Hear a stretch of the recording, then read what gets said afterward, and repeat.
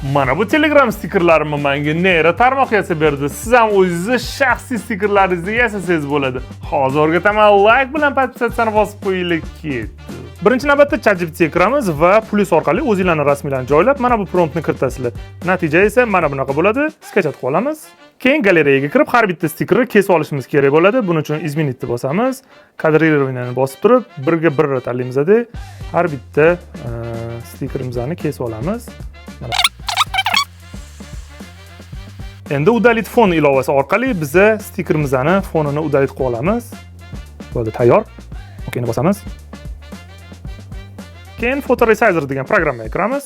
Resize fotoni tanlaymiz va fonni prozrachniy qo'ygan stikerni tanlaymiz va bu yerdan biz 512 ga 512 qilishimiz kerak. Bu juda ham muhim. Mana bu yerdan JPG ni olib tashlaymiz-da, originalni PNG ga o'zgartirib Startni bosamiz. Tayyor. Endi Telegramdan stickers botiga kiramiz va bu yerdan New Pack ni tanlaymiz. Biz o'zimizga kerak bo'lgan nomni tanlab qo'yamiz. Endi bu yerga boyiga 512 ga 512 qilgan stikerni tashlaymiz. Bunga kerak bo'lgan emojini tashlaymiz.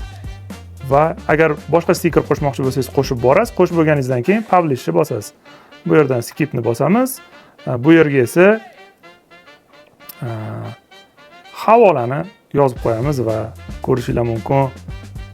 Stiker tayyor. O'zimning shaxsiy stikerim bor. Sizlar ham o'zingizlarning shaxsiy stikerlarni mana shunaqa bepulga yasab olishinglar mumkin. Videoni saqlab, barcha yaqinlarga jo'natib qo'yinglar. Smartfonlarni zo'r narxda asahi.uz saytidan xarid qilishinglar mumkin.